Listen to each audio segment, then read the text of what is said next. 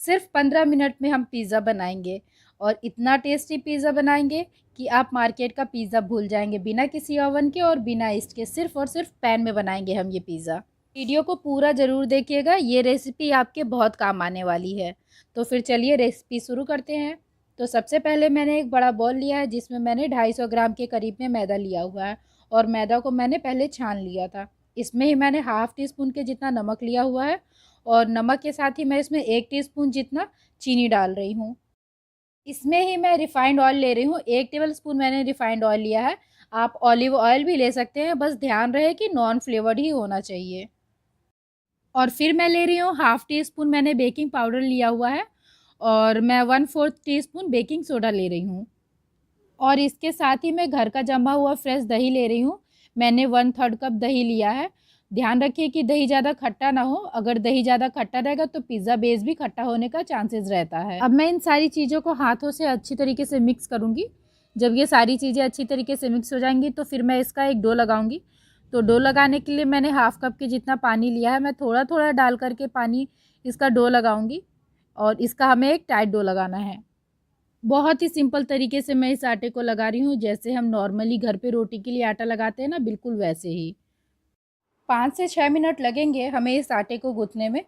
तो मैं इसको लगातार चलाते हुए अपने हाथों से गूँथ रही हूँ और इसको मैं तब तक गूँथूँगी जब तक कि आटा एकदम चिकना ना हो जाए और ये जो भी साइड में लगा हुआ आटा है ना, वो आपस में सब इस आटे में सिमट ना जाए। 6-7 मिनट हो चुके हैं और आटा बिल्कुल चिकना हो चुका है। अब मैं इसको ऐसे ऊपर से लेके नीचे की ओर फ़ोल्ड कर दे रही हूँ और इसको मैं फिर 2 घंटे के लिए रेस्ट दूँगी, जिससे कि जो आटा है वो थोड़ा-सा फूल जाए और अच्छी तरीके से सेट हो जाए। जो हमने टाइट डो लगाया हुआ था वो अभी एकदम नॉर्मल हो चुका है, 2 घंटे हो चुके हैं और आटा फूल करके सेट हो चुका है। इस स्टेज पर अगर आप तुरंत ही पिज़्ज़ा नहीं बनाना चाहते हैं तो इस आटे को क्लिंग रैप करके फ्रिज में रख दीजिए, ये 2 दिन तक बिल्कुल भी ख़राब नहीं होगा। लेकिन इस वीडियो में मैं आपको पिज़्ज़ा बेस की भी रेसिपी बता रही हूँ, इसलिए मैं आपको पिज़्ज़ा बेस बना करके पहले दिखाऊंगी। तो मैंने आटे को दोबारा नहीं गूँथा है, बस मैंने इसका ऐसे लंबा सा शेप देके इसकी लोइयाँ काट ली हैं। मैं स्मॉल साइज़ का पिज़्ज़ा बना रही हूँ, अगर आप बड़े साइज़ का पिज़्ज़ा बनाना चाहते हैं तो आप बड़ी बड़ी लोइयाँ काटिए। मैंने थोड़ा सा किचन काउंटर पे ऐसे ये थोड़ा सा मैदा डस्ट किया है, इसके बाद मैं इसकी रोटियां बेल रही हूँ। तो रोटियां हम घर पे बेलते हैं ना, हम इस रोटी से इसको थोड़ा सा मोटा ही रखेंगे क्योंकि जो पिज़्ज़ा बेस होता है वो थोड़ा सा मोटा रहता है और ज़्यादा पतला पिज़्ज़ा बेस अच्छा नहीं लगेगा खाने में। वैसे अगर आप पिज़्ज़ा बेस का एकदम परफेक्ट गोल शेप देना चाहते हैं तो आप कोई बड़े ढक्कन से इसको कट कर सकते हैं, लेकिन मैं नहीं कट कर रही हूँ। मैंने ऐसे बस नॉर्मली इसको बेल लिया है। इसके बाद मैंने इसको फोर्क से इस पर छेद कर दिए थे। छेद करना बहुत ज़रूरी है, अगर नहीं करेंगे तो ये रोटी की तरह फूल जाएगा। तो मैं जब तक इसको बेल रही थी तो मैंने 10 मिनट के लिए ये पैन को रख दिया था गर्म होने के लिए। इसके बाद मैंने नीचे बटर पेपर लगा दिया है और फिर बटर पेपर लगा के मैंने लो फ्लेम पे पिज़्ज़ा बेस को पकाऊंगी 5 से 6 मिनट के लिए ढक करके। और ध्यान रहे कि गैस की फ्लेम को लो ही रखना है, हाई नहीं रखना है। पिज़्ज़ा बेस थोड़ा सा फूल चुका है तो मैं इसको पलट के दूसरे साइड से भी कुक कर ले रही हूँ।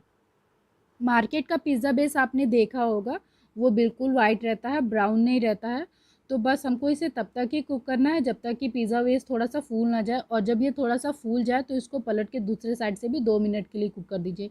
टोटल टाइम आपको 4 से या 5 मिनट लगेगा, इससे ज़्यादा नहीं लगेगा। और ये जो पिज़्ज़ा बेस रहता है ये 80% ही कुक रहता है, बाकी की कुकिंग इसकी पिज़्ज़ा बनाते समय होती है। और ऐसे ही करके मैं सारा पिज़्ज़ा बेस तैयार कर ले रही हूँ।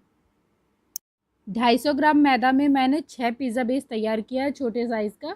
अगर आप बड़े साइज़ का पिज़्ज़ा बेस बनाना चाहते हैं तो आपके 3 पिज़्ज़ा बेस इसमें बहुत अच्छे निकल जाएंगे। और मैं अभी आपको दिखाती हूँ कि ये पिज़्ज़ा बेस बिल्कुल मार्केट स्टाइल बना है, उतना ही सॉफ्ट, उतना ही अच्छा। और मार्केट से बहुत ही ज़्यादा सस्ता पिज़्ज़ा आप घर पे बना सकते हैं।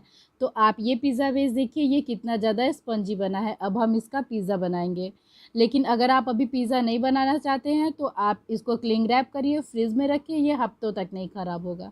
लेकिन मैं इसका पिज़्ज़ा बनाऊंगी तो पहले मैं सब्जियों को कट कर लेती हूँ। तो मैं ऐसे प्याज और टमाटर और शिमला मिर्च और पनीर में इसके टॉपिंग्स के लिए यूज़ कर रही हूँ। तो पहले मैं इसको ऐसे ही बड़ा बड़ा काट ले रही हूँ, फिर मैं अभी आपको दिखाती हूँ। अगर आपने पिज़्ज़ा बेस पहले से ही तैयार करके रखा हुआ है तो आपको पिज़्ज़ा बनाने में 15 मिनट से ज़्यादा का समय नहीं लगेगा। बस आपको पिज़्ज़ा बेस निकालना है, उस पे सॉस लगाना है, टॉपिंग्स लगानी है, चीज़ लगाना है और बेक कर देना है। लेकिन मैं अभी तुरंत बना रही हूँ, तो मैंने पहले पिज़्ज़ा बेस लिया हुआ है, इसके ऊपर मैंने थोड़ा सा ऑयल स्प्रेड किया हुआ है और मैंने जो ऑयल लिया है वो रिफाइंड ऑयल है, आप ऑलिव ऑयल भी ले सकते हैं। इसके बाद मैंने टोमेटो केचप और पिज़्ज़ा सॉस दोनों को मिक्स कर दिया था और फिर मैंने इसको अच्छे से मिक्स करने के बाद से पिज़्ज़ा के बेस पे लगा लिया है। तो आप चाहे तो ज़्यादा या कम अपने टेस्ट के अकॉर्डिंग कर सकते हैं। तो पहले मैं इस पे लगा दे रही हूँ, इसके बाद फिर मैं इस पे चीज़ लगाऊंगी। मैं जो चीज़ यूज़ कर रही हूँ वो पिज़्ज़ा चीज़ है, मोज़रेला चीज़। लेकिन अगर आपके पास नहीं है या फिर आपको नहीं मिल रहा है तो आपके पास जो भी चीज़ अवेलेबल हो आप वही चीज़ यूज़ करिए, टेस्ट बहुत अच्छा आएगा। हाँ, लेस तो नहीं आएगी लेकिन टेस्ट तो बहुत ही अच्छा आएगा आपके पिज़्ज़ा का। तो मैंने इस पे चीज़ स्प्रेड कर दी है, अब मैं इस पे टॉपिंग्स लगाऊंगी। तो ये जो मैंने सब्जियां काट के रखी हुई थी ना, ये वही सब्जियां हैं और इसके बाद मैं इसके ऊपर टॉपिंग्स लगा ले रही हूँ। तो अपने हिसाब से ऐसे जैसे भी आपका मन करे इसके ऊपर टॉपिंग्स लगाइए, अपनी पसंदीदा कोई भी सब्जी या कुछ भी हो आप इस पे लगा सकते हैं। और टॉपिंग्स लगाने के बाद मैंने इसमें फिर से चीज़ स्प्रेड किया था और मैंने भर भर के चीज़ डाला है, आप अपने टेस्ट के अकॉर्डिंग कम या ज़्यादा कर सकते हैं। ये पिज़्ज़ा मैं पैन में बना रही हूँ। तो जब भी मैं पिज़्ज़ा बनाने का स्टार्ट कर रही थी तो 10 मिनट के पहले ही मैंने पैन को रख दिया था प्री हीट होने के लिए। और जब भी मैं पिज़्ज़ा का तैयारी कर चुकी थी तो ये पैन भी प्री हीट हो चुका था। तो ये मैंने पिज़्ज़ा बेस को उठा के प्लेट पे शिफ्ट कर दिया था और इसके बाद मैं इसको पैन में रख रही हूँ। तो पैन में रखने से पहले एक स्टैंड रख रही हूँ, आप चाहें तो स्टैंड की जगह पे नमक रख सकते हैं या फिर रेत रख सकते हैं। बस जो ये प्लेट है ना, इसको डायरेक्ट नहीं रखना है। डायरेक्टली रखने पे पिज़्ज़ा बेस थोड़ा जल्दी जलने लगेगा, इसलिए इसको स्टैंड पे रखिए। तो मैंने पिज़्ज़ा को स्टैंड पे रख दिया है और इसके बाद मैं इसको ढक कर के बेक करूँगी 20 से 25 मिनट के लिए, जब तक कि जो ये चीज़ है ना ये मेल्ट ना हो जाए। तो मुझे चीज़ कुछ कम लग रही थी इसलिए मैंने ऊपर से बाद में से फिर से डाला हुआ था और 20 से 25 मिनट लगे हैं और ये जो चीज़ है ना ये अच्छे से मेल्ट हो चुकी है और ये जो पिज़्ज़ा है बहुत ही अच्छी तरीके से तैयार हो चुका है। अब मैं इसको बाहर निकाल ले रही हूँ। अगर आप ओवन में पिज़्ज़ा बेक कर रहे हैं तो आप 10 मिनट के लिए ओवन को प्री हीट करिए। इसके बाद फिर आप इसको बेक करिए 170 डिग्री पे 10 मिनट के लिए। पिज़्ज़ा बेस पहले से ही कुक है तो 10 मिनट लगेंगे हमें इसके टॉपिंग्स को बेक करने में। 10 मिनट में पिज़्ज़ा तैयार हो जाएगा। तो ये जो मैंने पैन में पिज़्ज़ा बनाया था ये बिल्कुल तैयार है। इस पर मैंने थोड़ा सा चिली फ्लेक्स और ऑरिगेनो डाले हुए थे और इसके बाद मैं इसके पीसेस कर ले रही हूँ और मेरा टेस्टी पिज़्ज़ा तैयार है, मार्केट से बहुत ज़्यादा सस्ता और बहुत ही ज़्यादा अच्छा। मेरी ये रेसिपी पसंद आई है तो वीडियो को लाइक कर दीजिए और ऐसी ही और भी रेसिपीज़ के लिए हमारे चैनल से जुड़े रहिए। चैनल को सब्सक्राइब ज़रूर कर दीजिएगा। मिलते हैं फिर अगले वीडियो में अगली रेसिपी के साथ, तब तक के लिए धन्यवाद।